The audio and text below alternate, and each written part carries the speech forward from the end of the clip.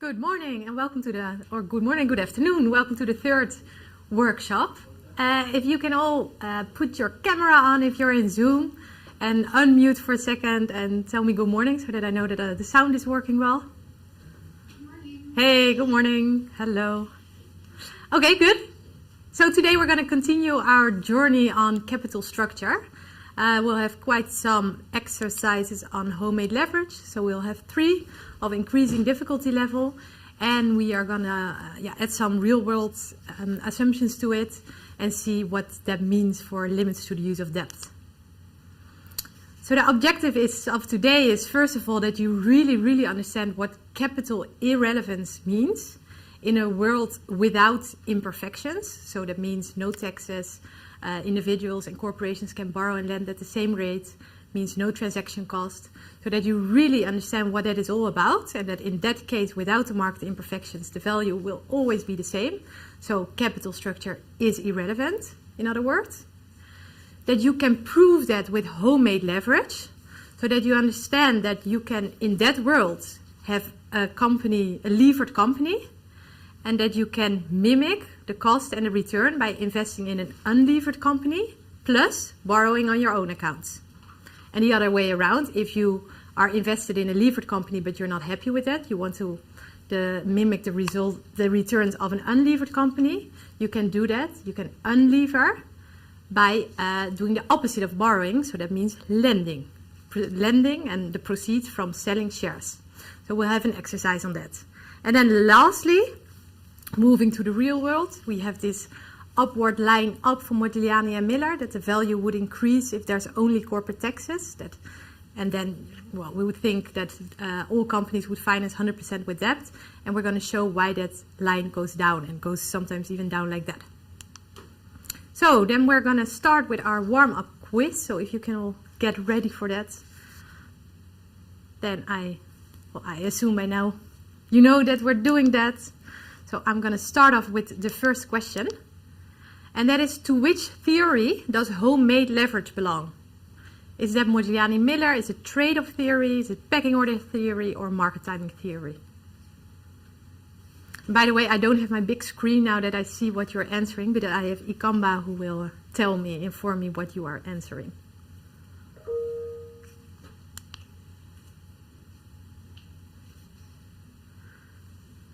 And always feel free to unmute yourself, ask a question, or give me the answer. I'm always happy to hear your voices. In the Zoom chat, I got a lot of A, but with a question mark. Okay. Absolutely, that's the correct answer. So homemade leverage is the proof that Modigliani and Miller give to show that the value will always be the same in a perfect market without imperfections. So they prove that this is true with homemade leverage. So there are a lot of different theories about capital structure. So there's not only Modigliani and Miller, which is really the basis, but there's trade-off, there's pecking order, there's market timing. So I made an overview for you here. So it is important you're familiar with all of those theories. But today we're talking about homemade leverage from Modigliani and Miller. So an exercise on that. So imagine you hold 100 shares of a firm that is financed solely with equity. But you prefer the risk and reward of a levered company. But the company is the same in terms of EBIT, but this company is levered and it has 50% of debt. In order to create this position, how can you do that? Can you do that by borrowing money or by selling shares and lending it out?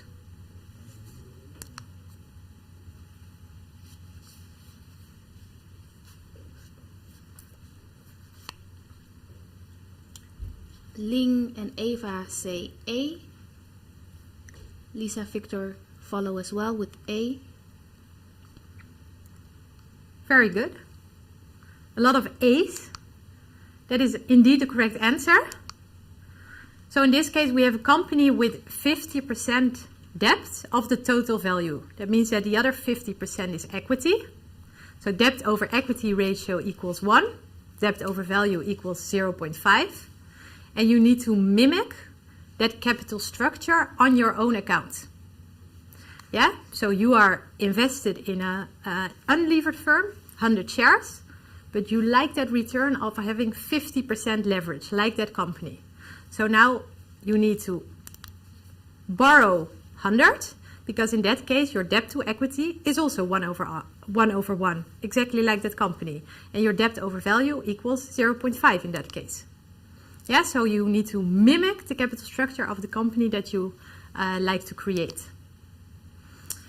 Now another scenario. Imagine you hold 100 shares in a firm that was financed solely with equity, but this firm moves now to a debt to equity ratio of 1 over 4. So this is debt over equity. Don't confuse it with debt over value, right?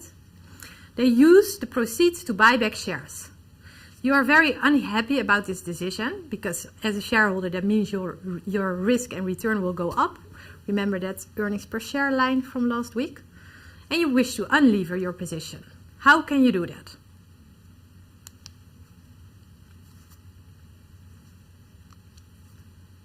Eva Ling says C.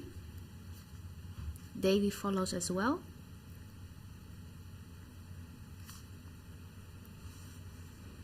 That is indeed very correct.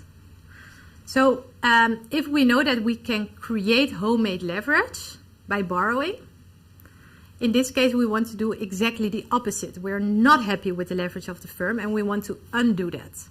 So to undo that, so to offset this interest that a company needs to pay, you like to receive interest on your personal account. And how can you receive that? Well, you need to sell shares to get money and you loan that out. Yeah, but you need to do it in the same position as the company has its capital structure. So in this case, we knew that debt over equity was 1 over 4. That means debt over value is 1 over 5, is 50%. And that means that 1 over 5 of your shares needs to be sold, and that proceeds you use to loan out and to receive interest on. Is that all clear? Can I see thumbs up if you understand it? Okay, great, cool.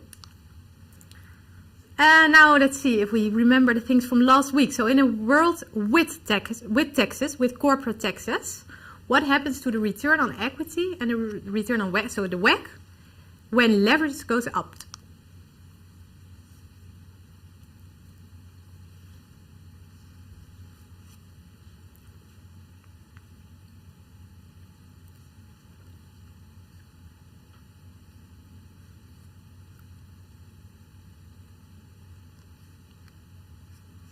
See answers? Yes, Lisa says D, but with a question mark as well.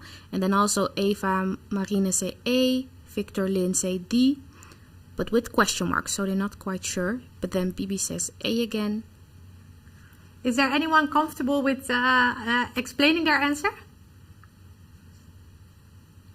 Well, I'm not 100% sure anymore, but I think I chose D. Because with corporate taxes, oh no wait, I'm mixing it up with interest. No, I don't know, but at least I think the WACC decreased because there was this graph you showed us, and I believe that when there were corporate taxes, the line went down. But yes. Maybe I'm mixing it up, so I'm not 100% sure. You're not mixing it up, so indeed D is the correct answer. And do you remember the logic behind behind WACC going down? What was the reason for it? Do you remember it? You mentioned interest, so... Yeah, there was some... So if there's corporate tax, if there's interest, yes. You pay less taxes, and then there's a bigger return on equity, and then the cost of capital, I think, decreases. Then. Yeah, very good. Very good. Thanks a lot. So because of the corporate taxes, you have this tax shield of debt on your interest, and that reduces your average cost of capital. But the risk to shareholders goes up, so your return on equity increases with leverage. So very good. Indeed, D is the correct answer. So this was the graph you were also referring to. Important that you really know this graph and understand why it's logical that RE goes up and WACC goes down. So RE goes up because risk goes up, WACC goes down because of tax shield of debt. Okay, if firm expects an EBIT of 100,000 per year forever, and the firm can borrow at 10%. The firm currently has no debt, and its current cost of equity is 20%. The tax rate is 21%, and now the question is, what is the value of this firm?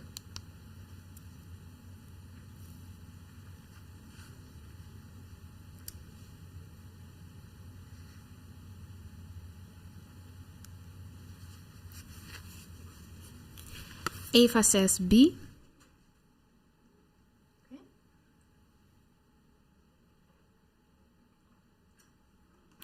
Ling says A.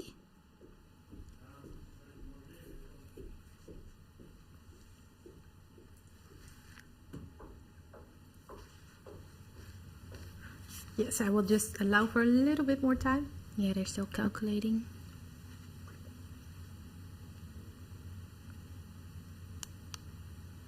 So the correct answer is A.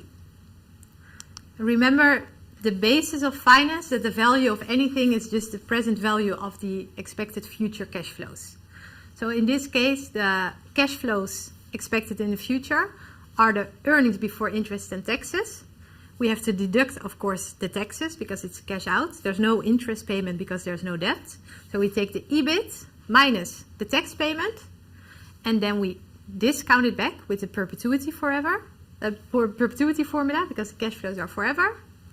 So we can just use our R0, which is 20%, because that's the cost of equity today, and today the firm is unlevered. So if we discount it back with the 0.2, we get to an unlevered value of 395,000. Yes. Yes, cool.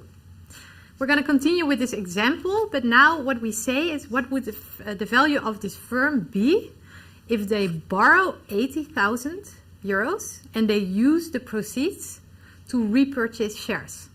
So the firm becomes levered in this case.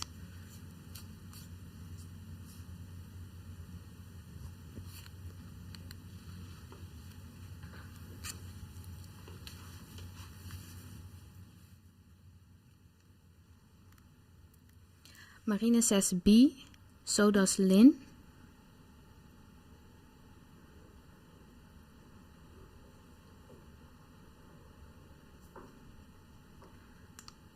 Indeed, B is the correct answer. So it's a lot of information, but the formula is quite simple. So the value of a levered firm is simply the value of the unlevered firm, which we had calculated to be 395,000, plus the present value of the tax shield of debt, which is just the tax rate times the money borrowed. So if you add that up, you get to a value of 411,800. Okay, our next question, open question. So an invitation for you to unmute and give me answers, because there's multiple correct answers. So if Modigliani and Miller say the value of a levered firm is the value of the unlevered firm plus the tax shield of debt, which was this line going up until infinity. Why do not all firms in the world finance 100% with debt? Why are there limits to the use of debt? Anyone, you can just unmute yourself. Any reasons you think of? Give them to me. In the lectures, how, like, theoretically that's not possible, considering firms need really high amounts of debt, and no bank can fully supply that amount of debt possible. Okay, also I like it, yeah. And can you also think of a reason why banks would not be interested to finance a firm 100% with debt? Because of the risk of? What is the risk? Risk of default or bankruptcy. Exactly, very good. The risk of default, the risk of bankruptcy, that they don't get their money back. So the risk of default is a very important one. Are there any other reasons you can think of? And we're not talking anymore about the theoretical world, but the real world.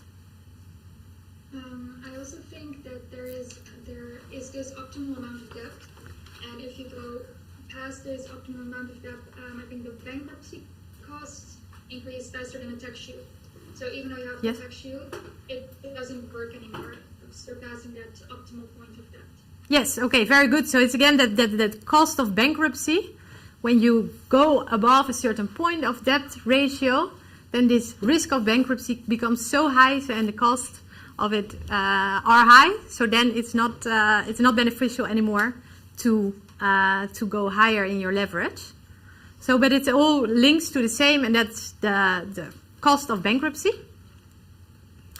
Is anyone investing in stocks or in bonds? No one? Okay, so if you do, you know that you as a person, as an investor, also need to pay taxes. So it's not only the company that pays taxes, but also the investors need to pay taxes. And in a lot of companies, the tax that you need to pay on interest income, on bonds, as an investor, is higher than the tax that you need to pay on dividend income. So that way, governments kind of reduce the benefit of the tax shield of debt. So this is a very important real-world thing. The other one is that shareholders don't have 100% the same interest as debt holders do. So there's agency costs, like underinvestment and incentive to focus on risky projects. So when a company will almost go bankrupt, then it's in the benefit of shareholders to go really risky, because it's either nothing or a lot. So those agency costs also reduce the benefit of debt. Okay, if we go to the first one in my overview, so on these personal taxes, the taxes that investors pay, our formula changes to this more lengthy formula. So on the top we have think of every euro of income, a company first has to pay corporate taxes on it. So we have the corporate taxes, but then the shareholder needs to pay dividend taxes on it. So what a shareholder gets is €1 times 1 minus TC times 1 minus the taxes they pay on dividends as a person. Whereas the bottom is what bondholders pay on their interest income. And with that formula, you can adjust for this tax shield of debt if there's not only taxes for corporations, but also for investors. We're going to now practice with it. So what is the value of a levered firm with the same information as we just had? But now we have, besides corporate taxes, we also have a dividend tax of 25%.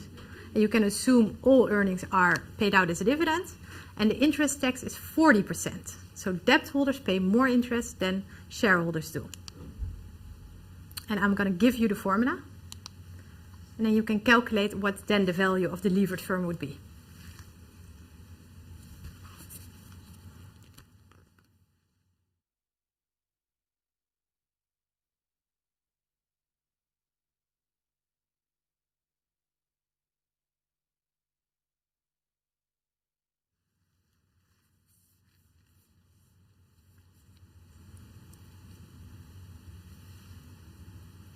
Victor answers with B.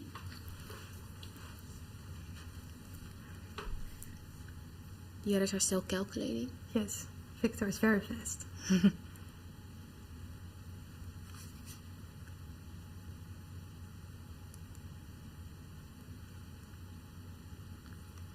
And my orange line was as well. Do we have more answers coming in? I think they're almost there.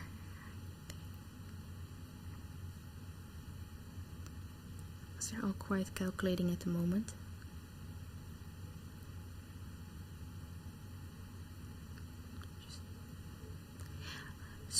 So BB asks, what means TD? Yeah, so TD is the taxes that debt holders pay on their interest income. So the D stands for debt holders.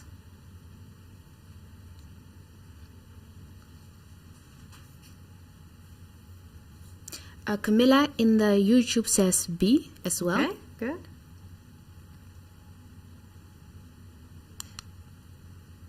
Yeah, Lynn says B as well. Yeah. Very good. Yes, B is indeed the correct answer. So we had just calculated with only corporate taxes that the value of the levered firm would be as high as 411,800. But now this benefit is reduced because debt holders have to pay more taxes than equity holders do. So this tax shield of debt, this positive thing of debt for corporations, because they pay less taxes, is reduced to only 1.25%.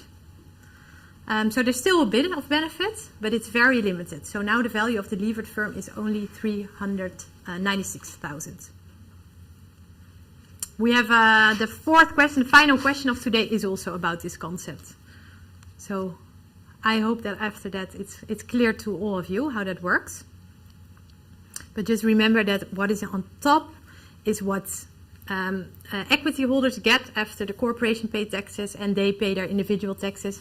And the bottom is what debt holders pay in taxes on their interest income. Any final questions on the quiz? Okay, then we're going to continue. So we go to the most basic example on homemade leverage. We have two companies, Alpha and Beta. They are identical except for the capital structure. Alpha is all equity, 5,000 shares outstanding for 20 euros per share. And Beta has 25k in debt with a cost of debt of 12%. The EBIT for both firms is 35,000, and assume that every investor can borrow at 12% per year. This is an extremely important assumption, and without that assumption, homemade leverage doesn't work. So this assumption must hold. Investors must be able to borrow and lend at the same rate. Yes, very important. Okay, first question is, what is the value of both firms? And I'm just going to start with that.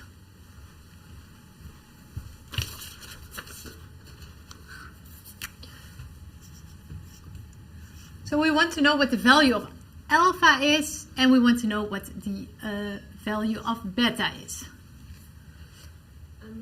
Yeah? Just a question of Camilla about the previous question. Yeah. She asked, why is the value with taxes greater? Yeah, why is it greater? The value of taxes. Why there is still a positive tax shield of debt? Yes. That is, if you still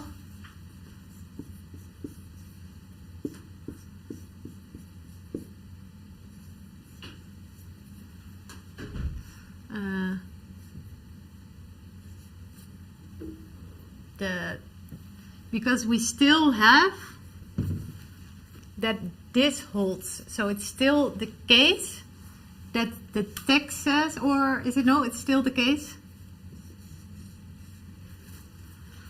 that the taxes that debt holders have to pay is less than if you calculate this part. So still, as an equity holder, you pay less taxes overall than as a debt holder you do.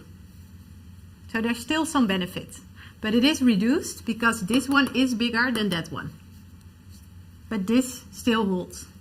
And you're going to see in question 4 that it's a bit different. Okay, thank you. Okay, sure. Okay, we're going to calculate the value of Alpha and Beta. And remember, the value of any firm is the debt plus equity. What we know is that EBIT for both firms is 35,000.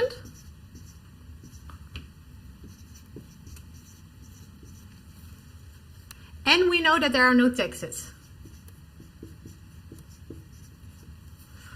Okay, so if this is the case, if the income for both firms is the same, they both earn 35,000 and they don't need to pay taxes, in that case, I hope you automatically know that the value of these two firms must be the same. Because remember, with no taxes, it looks like this. Very important that you automatically think that. Okay, so let's write down what the value of both is. Wait, I'm going to write here so that we have it underneath each other. So we're going to write here A and B. So I always recommend to make a little market value balance sheet to solve a homemade leverage question. So the debt for Alpha is of course 0 because they don't have any debt in their capital structure. The equity is the number of outstanding shares times the price per share. So the equity is 5,000 times 20 euros per share equals 100,000. Well, the value is the two added up. So the value of this firm is 100,000. Well, what we said, the two must have the same value because they have the same income and there's no taxes. So we know that the value of Beta must also be 100,000. It is just split in a different way because what was given was that the debt is 25,000. And that means the equity is the difference between the two. So the equity is 75,000. Note that this means that the debt to value ratio of this firm, debt over value, is 1/4.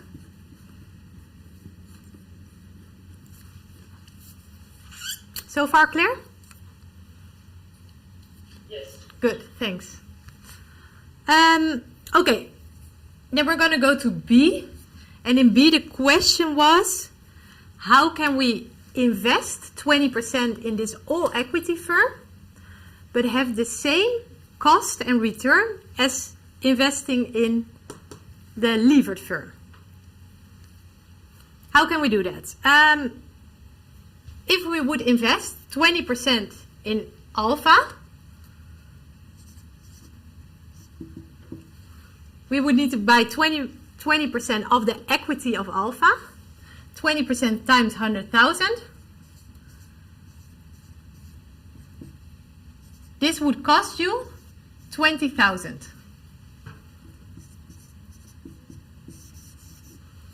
So I'm calculating the cost now as a first step. If we would invest 20% in the levered firm, we would buy 20% of the equity of the levered firm.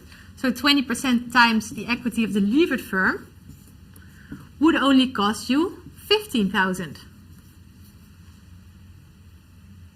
Well, we said we want to replicate the cost and return as investing 20% in the levered firm, so we only want to put 15,000 of our own money in.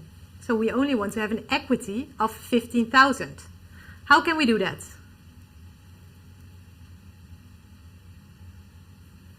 Because we need 20,000. So how can we fill the gap? Anyone? Yes, I think I heard borrow 5,000, right? Yes. Very Victor. good. Yeah, so we are going to borrow this difference.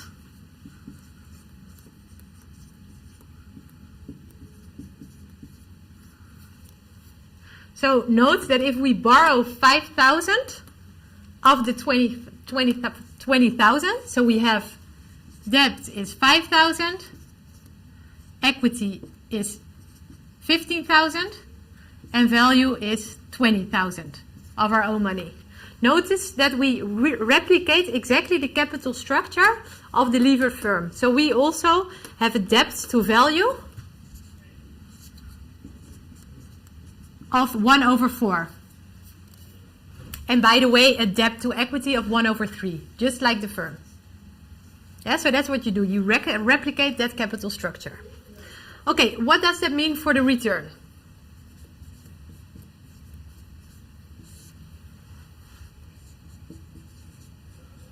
So the EBIT for both firms is 35,000. Could you maybe say what you just wrote down with the 5,000, the small row? What does it say? It says 5,000. Yes, this one, right? Yeah. Yeah, thanks for asking. So in this case, we are borrowing 5,000. So we have a personal debt of 5,000. We put 15,000 of our own money in. So that's our personal money, that's our equity. So our total investment is 20,000. And because we have this 5,000 borrowed money, our capital structure is exactly the same as the one of the firm. And that's how you do homemade leverage. So you want to borrow in the same share as that the company borrows. So the company borrows 1 out of every €4, right? Because they have 25,000 of the 100,000 borrowed. And we also want to borrow 1 for every €4. So, and that's exactly correct. We borrow 5,000 of the 20,000. So our debt to value is also 1/4. Okay, thank you very much. Sure. Okay, we were in our second step, and that was to calculate the return for both strategies. So the EBIT of the firm is 35,000. There's no taxes.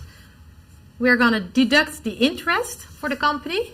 Well, the all equity firm doesn't have any interest. This firm has interest, which is, what was the interest percentage? 12%.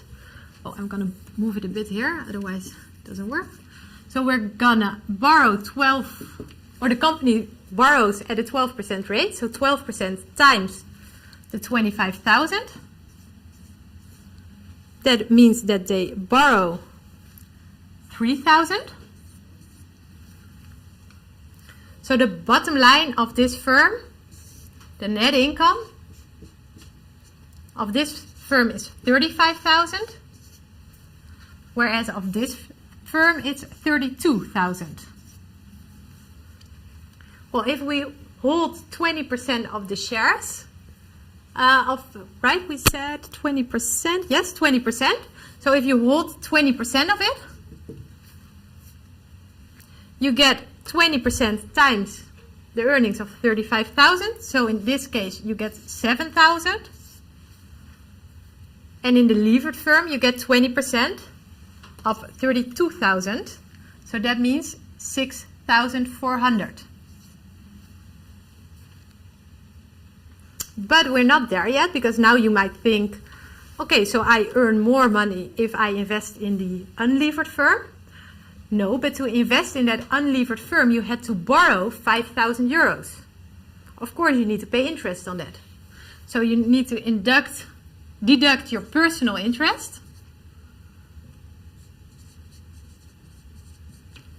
which is the money you borrowed times 12%. 12% times 5,000 equals minus 600. So after that borrowed money, the interest paid, you get 7,000 minus 600, which is 6,400. Which is exactly the same as the return you would get in the levered firm. So this clearly shows that it doesn't matter in which one you invest, because you can undo or redo the leverage on your own account. So question C was, which of the two is riskier? What do you guys think?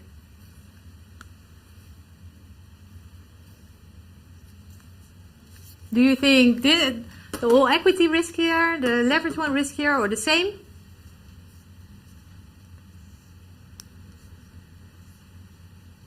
I would say borrowing yourself, so the unlevered company would be more risky, because I think it's more risky to have a loan myself than what the company does, but that's just a lot of it. Okay. I can imagine that. I think it's more like a feeling thing than that it's really theoretically the case. Yeah. Theoretically the case. Yeah. So the more risky company is the levered firm. So this firm is more it's more risky. But it doesn't matter. So if you look at the earnings per share for this company, it's the steeper line. Remember last week? Than the less steep line for all equity. But the point is that the value of both companies is the same, because you can undo leverage or make leverage yourself. Yeah, so the capital structure is still irrelevant, because you can decide if you want to invest in the levered company or if you invest in the unlevered company and create leverage yourself. Yeah, so even though this one is riskier, it doesn't matter in which two to invest, because you can create the same situation as we've just shown. All clear? Okay, then we're going to move to our second question before the break. Yes.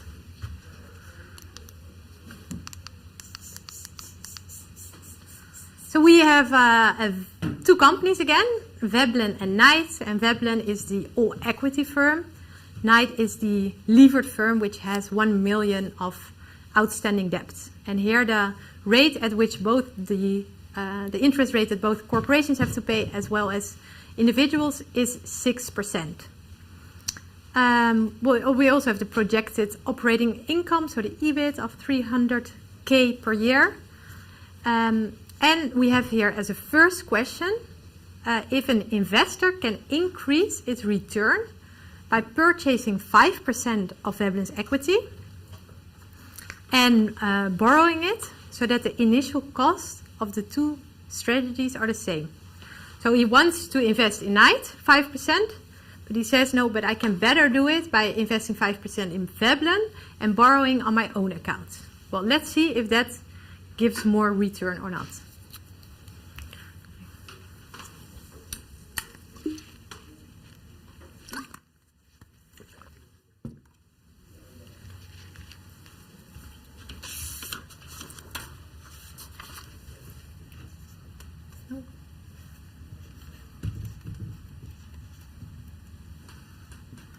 So we're going to invest 5% in V, in Veblen, replicating the cost of 5%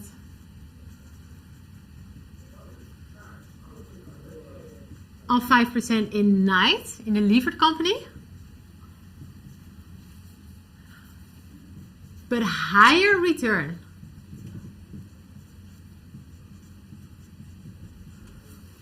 Well, in our previous example, that was not possible because the return would be the same, but let's see how it is in this example.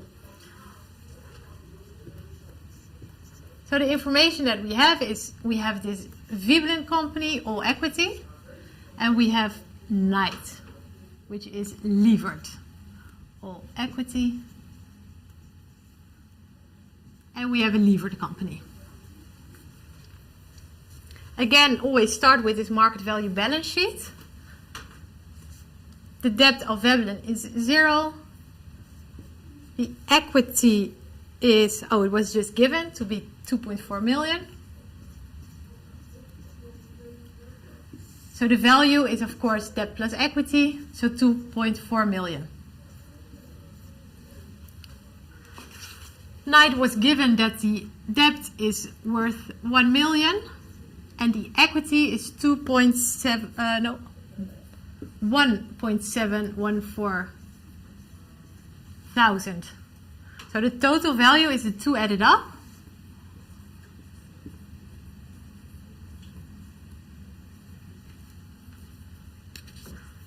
Does that ring any bell if you see this? So Veblen is worth 2.4 million, Knight 2.714.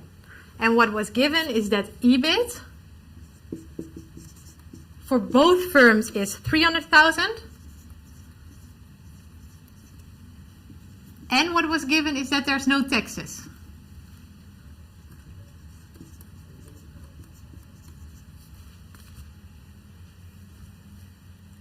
Do you think this is strange?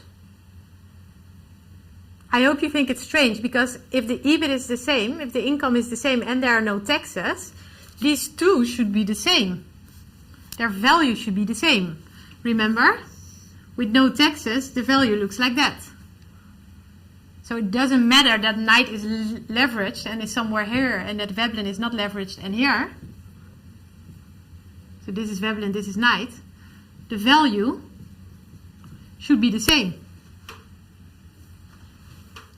So that's why we have this smart investor who says, and no, by the way, no, I want to ask one more thing about this. So which of the two is priced too low and which is priced too high?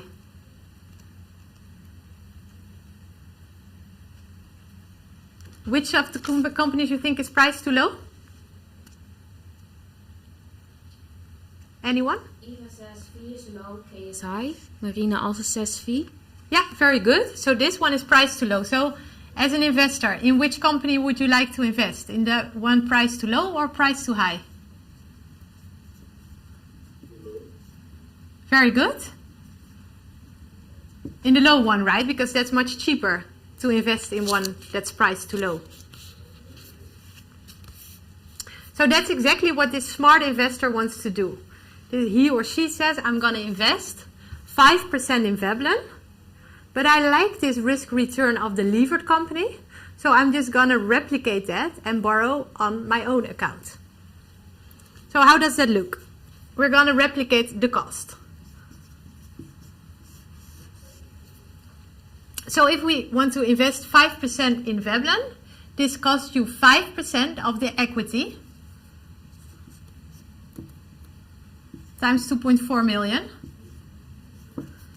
And how much is that? That is 120,000 Swedish krona. I just realized we're talking in Swedish krona here. Okay, so that costs you 120,000.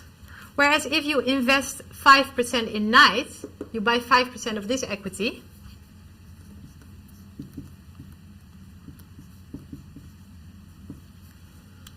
And that would cost you 85,700. We said we're going to replicate the cost of investing the 5% in Knight. So we only want to put 85,700 as our own money. So we only want to have an equity of 85,700. So how much? What do we need to do?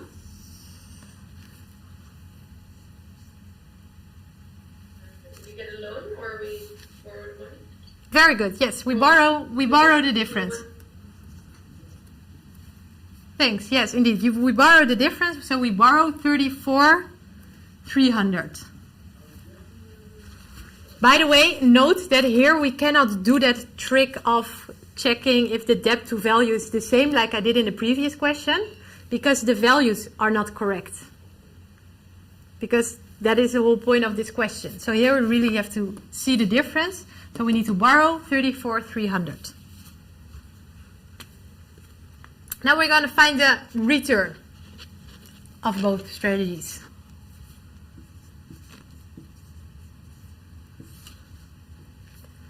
Well, we're going to write again the EBIT is 300K in both cases for both companies. There's no taxes. There's, of course, also no interest for the all equity firm. The interest for the levered firm is, how much percent did we have in this? 6%.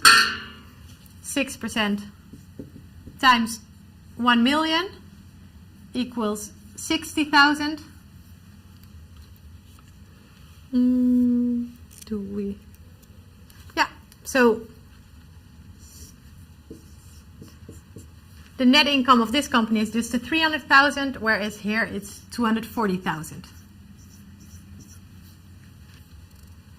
That means if you have a 5% stake in the company, you will get 5% of the 300,000. So that means you will get 15,000. And here you would get 5% of 240,000, so that means you get 12,000. However, we're not there yet, because if we invested in the unlevered company, we did that with a loan. So we borrowed 34,300, and we need to pay interest on that, of course.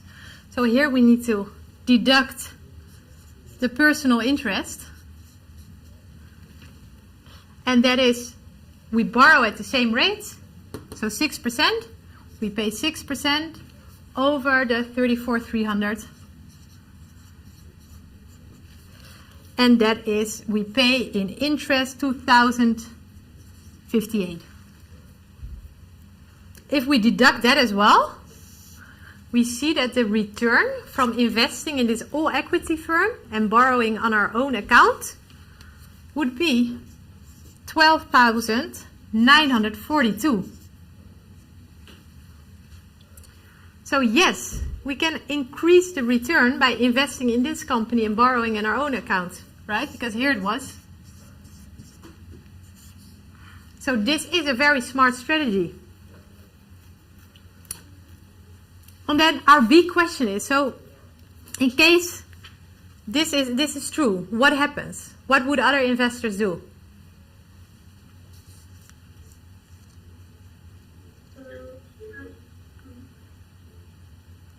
I believe you will always choose that one, because what you will receive from that is 12,000, but if you do what this investor has done now, you'll get more than 12,000, so you always get a higher return if you invest in that.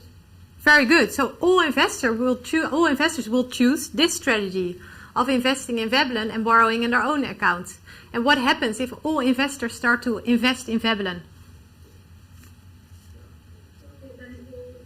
Then the value of the firm probably go down, or the shares will decrease their price, and then it will probably be more valuable to invest in that. A bit the other way around. So if all investors want to invest in Veblen, the price would go up, right? Yeah. Yeah, so there's a lot of demand for that company, so the price will go up until the price of the two is exactly the same again, and until we're in this equilibrium situation again, where the value of the two is the same. And then everyone investing in Veblen will end.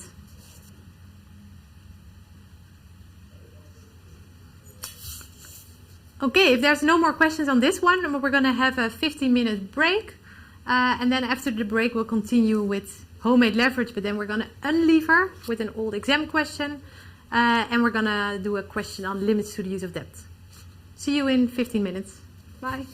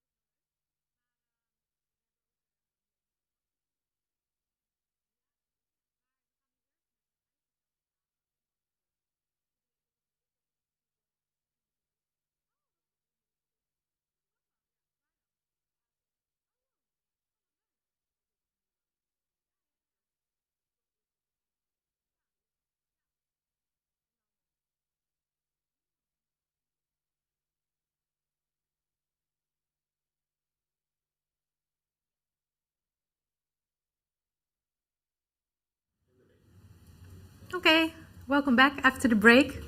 And we're going to continue with our third question, which is an old exam question and which shows how you unlever a position.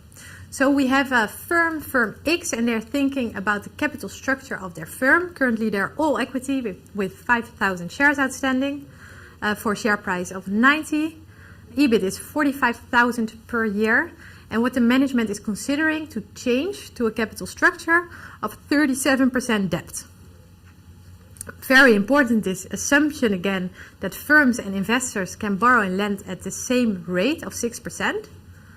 And that if the firm adopts this alternative capital structure, they will use the proceeds from the debt to repurchase outstanding shares. Well, imagine now that you are the proud owner of 170 shares. First of all, calculate your annual cash flow for the all equity situation.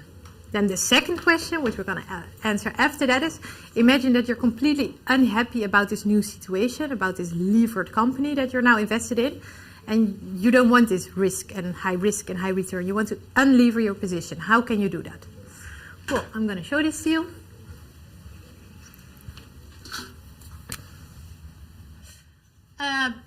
But we're first going to solve what your cash flow is from holding 170 shares.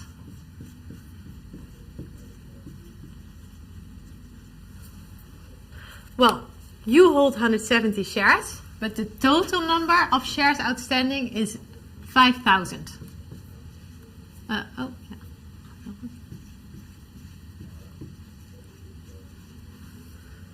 That means that if you divide the two by each other, that you have a 3.4% stake in the company. So you own 3.4% of the earnings. We are given that the EBIT is 45,000 per year and that everything is paid out as a dividend. So that means that you will get every year 3, of course, because it's unlevered, so there's no interest and it is a no tax scenario. So 3.4% of the 45,000 equals 1,530. That's your annual cash flow.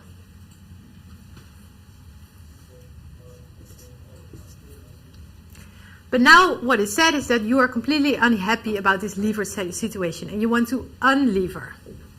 So you want to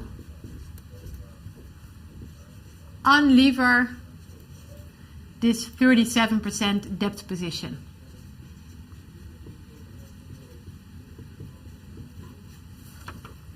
Let's start again with making this market value balance sheet.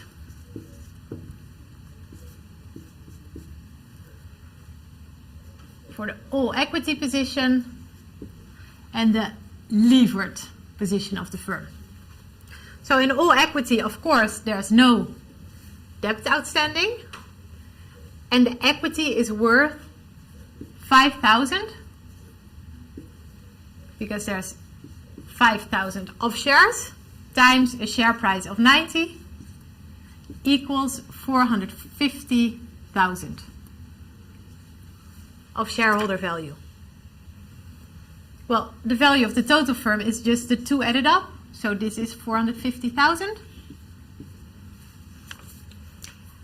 And since the EBIT won't change in this new capital structure and there are no taxes, the value of the firm in the levered scenario should also be 450,000. In this levered scenario, we say that there's 37% debt.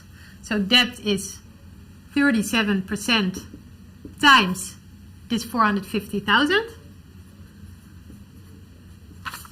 And that is 166,500. And the difference between the two, so 63%, is the equity. So that is 283,500. And the two together is 450,000. Note that this debt is used to repurchase shares. So now the number of shares outstanding, how much is that? We have a total value of 283,500. If you divide that by the share price, that means after the repurchased shares, we still have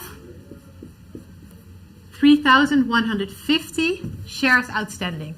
So that reduces from 5,000 to 3,150. Okay, so now we want to unlever the position, so we can unlever it by taking this capital structure of 37% debt, and we do the opposite of borrowing.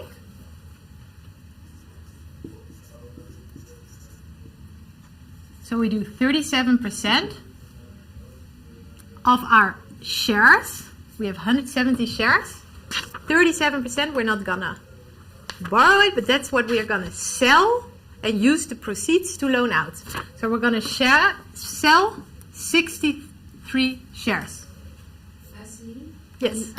Comment from the YouTube chat. If it is possible to write a little bit bigger. Okay, I will do my best. And please comment again if I forget. So 37% in the same equation, like in the same proportion, that's what I meant. 37% of your shares you're gonna sell. If you sell 63 of your shares for a share price of 90, the proceeds of this sale would be 5,670. This is the money you're now gonna loan out to receive interest on. Because with that received interest, you offset the interest that the levered firm has to pay, that you're unhappy with. So this is what you're gonna loan out. You do the opposite of borrowing and you're gonna receive interest. Something? Yes, please. If you will loan out money as an investor in this case, if I understand correctly, Mm-hmm. who will I do that? Or who will borrow this for me? Well, it can be in different ways, but you can put it on the bank, for example, and receive interest on it. Okay. Yeah. Thank you. Yeah, sure. Or you can borrow it to me, and I pay you interest. Okay. Yeah, or you can borrow it to a company. Thanks for asking. So this is the money you were going to borrow to, say, to the bank. And you're going to receive interest on it. What does it mean for your ownership? So you first had 170 shares.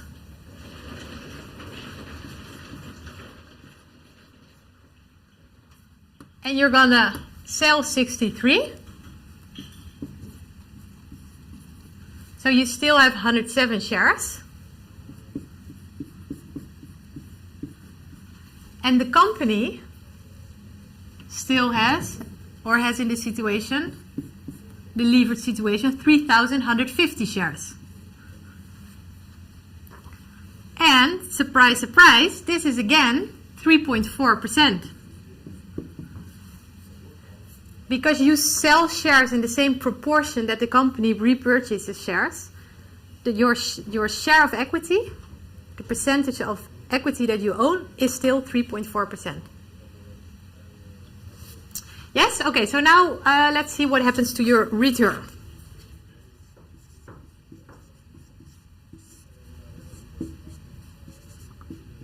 So the EBIT in both cases was 45,000.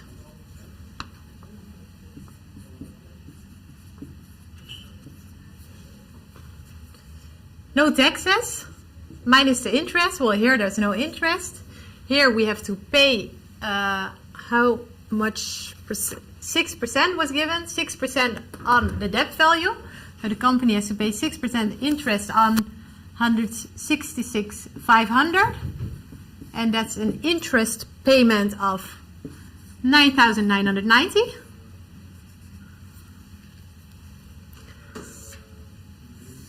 That leaves a net income of 35,010 euro. And here, of course, it's just 45,000. So this is the money to be distributed to its shareholders.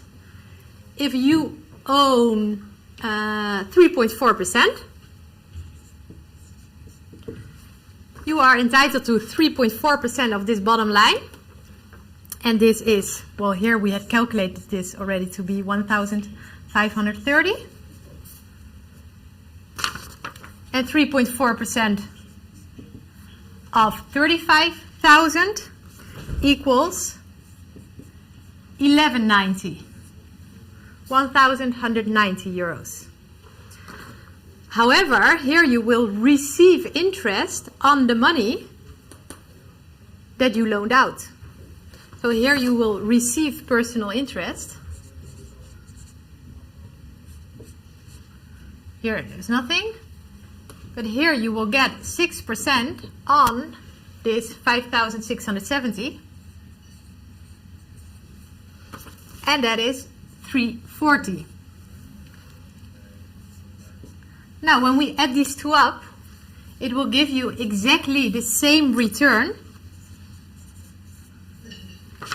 as in the old situation where the company was completely financed with equity.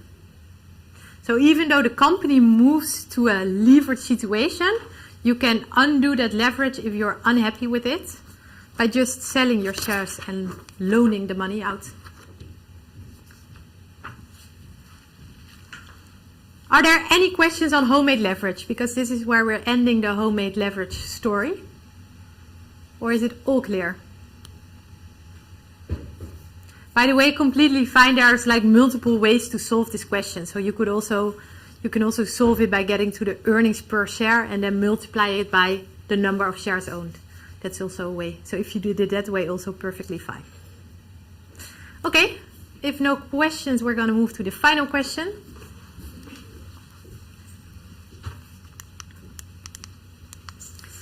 So we have a company, OP, that has 2 million in cash. And they have two options. Either they can retire all its outstanding debt, which has also exactly 2 million in value, and become all equity, or it can repurchase equity with it.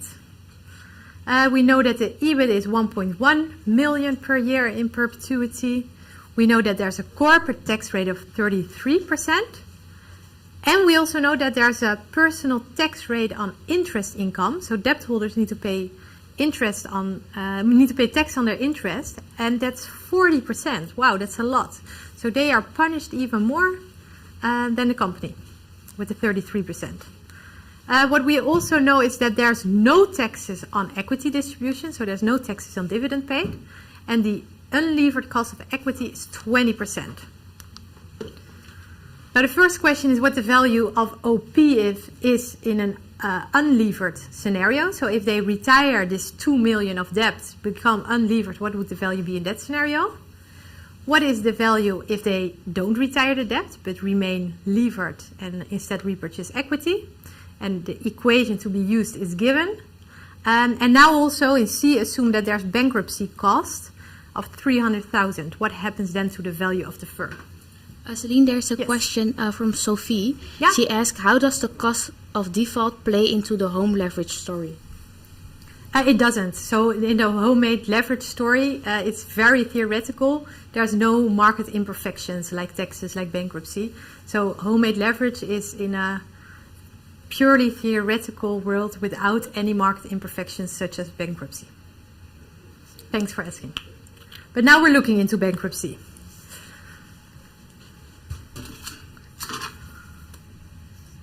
So we are first solving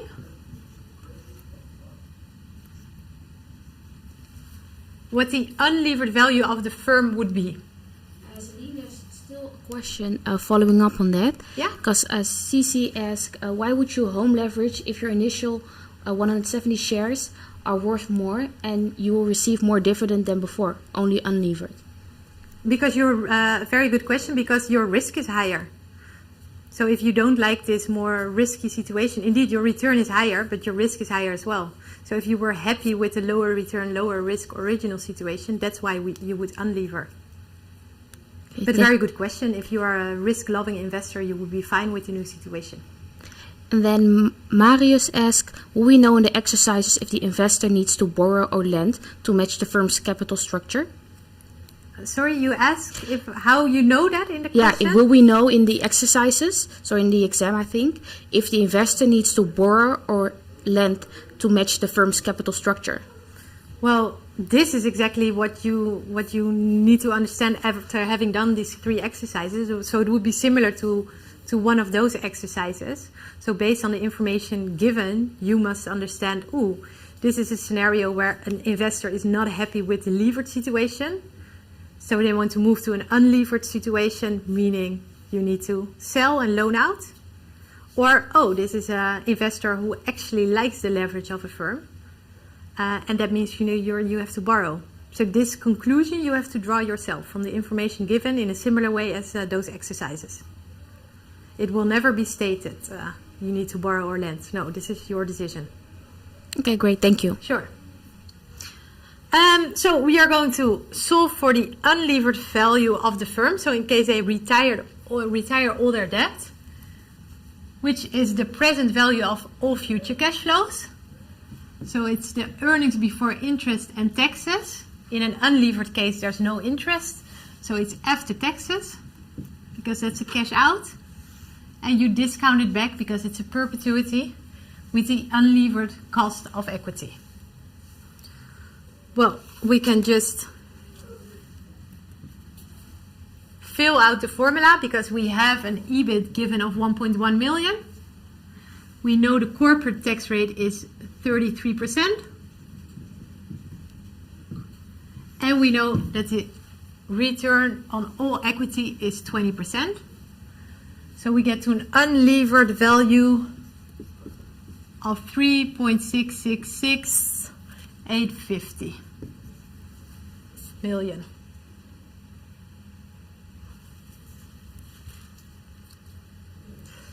So this is the scenario in case they retire the debt. So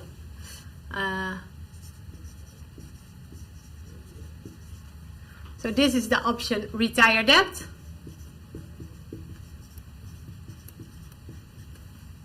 And become an unlevered firm.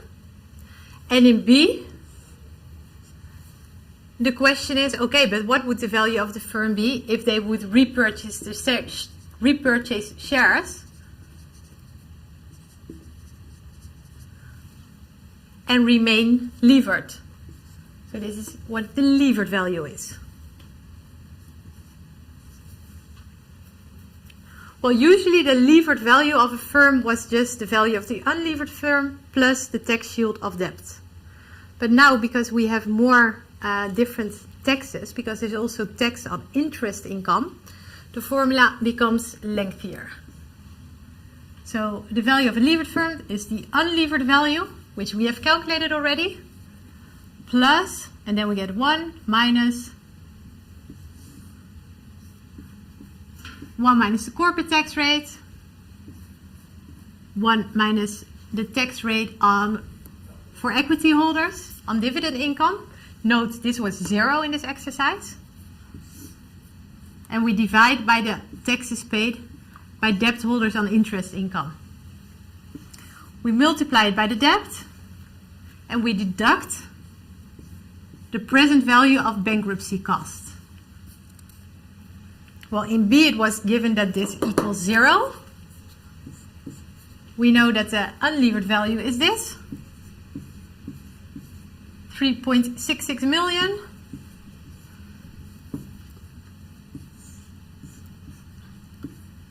We take the corporate taxes. There's no taxes on dividends, but there's a lot of taxes on interest income.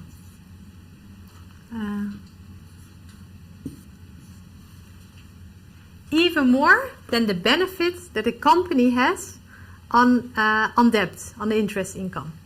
So this is more than offset. Times the debt of, what was it? 2 million.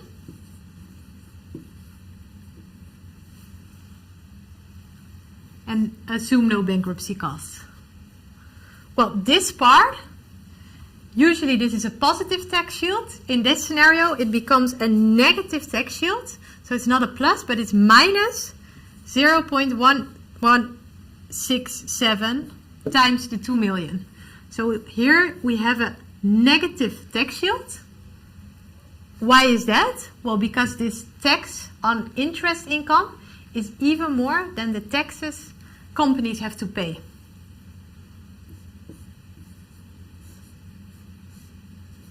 So the benefit that corporations have, that they don't have to pay taxes on interest income, is more than offset by this extremely high interest investors have to pay on their interest income. Yeah? Where can I draw it? So remember, with Modigliani and Miller, with taxes, the value of a firm, of a levered firm, is the value of the unlevered firm plus the tax shield of debt. In this scenario, it's not an upward sloping line, but it's a downward sloping line.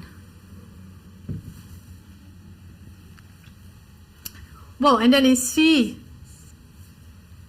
we add an extra thing to the equation, and that is, well, imagine now also, oh, by the way, I don't give the final answer. Let's write it down. So this is 3.44 million.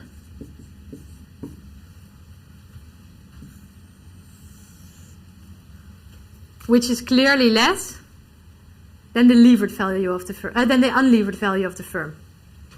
So leverage is in the disadvantage for this firm because of this high tax on interest income. I have a question from Yao Yun. What does C and then in brackets the B mean in the formula? And in what context do we have to minus it? What does, this is, I'm going to talk about it now, thanks. So this means the present value of bankruptcy cost. And in B we said assume no bankruptcy cost. And in C, the C of the question, what is given is that the bankruptcy cost, the present value of bankruptcy cost equals 300K, 300,000. What happens then? Well, then we have this number and we need to deduct the present value of bankruptcy cost. So then the levered value becomes even lower because this is a downside for a levered firm, of course not for an unlevered firm, because then there is no risk of bankruptcy. So then the value of the firms becomes 3.1 million. Well, to which conclusion does this lead? That the company should choose to retire its debt and become all equity.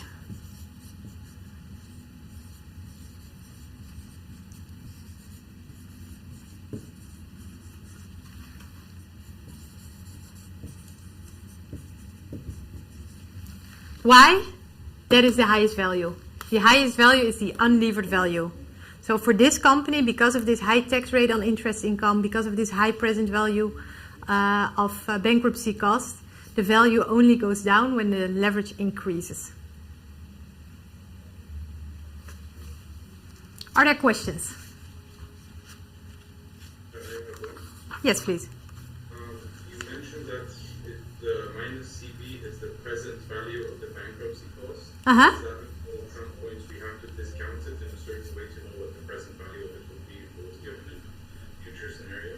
That could be. Yeah, so if you know that bankruptcy cost would be a certain number and that would be in 3 years' time, you would discount it back to today. Could be. What interest rate would you use for that? That would be provided as well.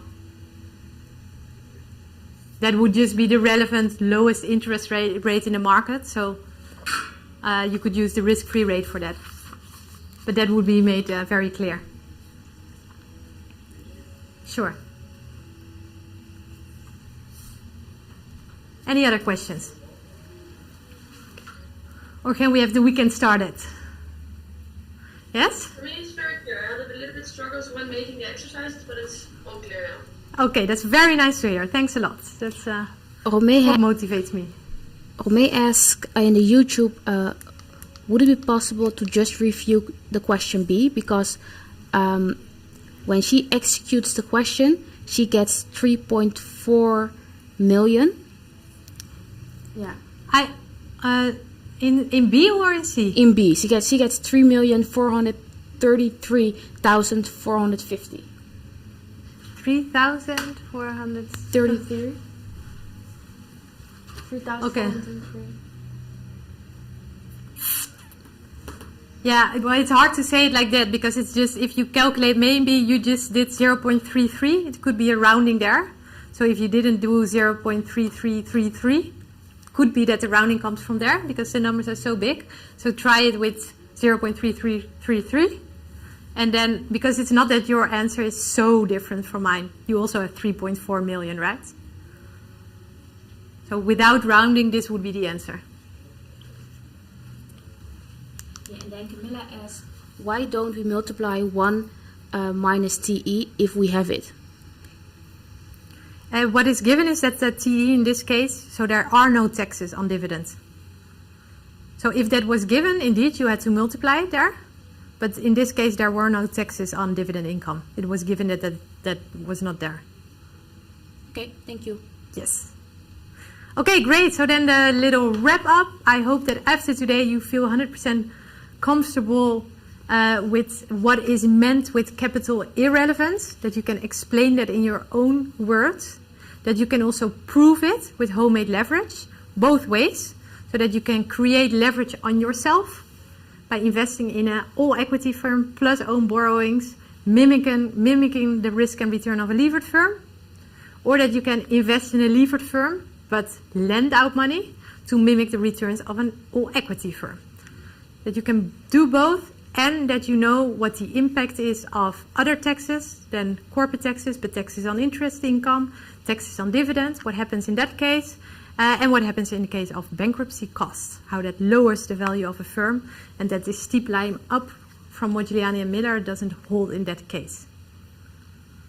Okay, well then, thanks a lot for joining me for this workshop, and I look forward to seeing you and working with you next week again. Enjoy the weekend. Thank you. Thanks to you. Bye-bye. Thank you. Have a nice weekend. You too. Thank you. Thanks.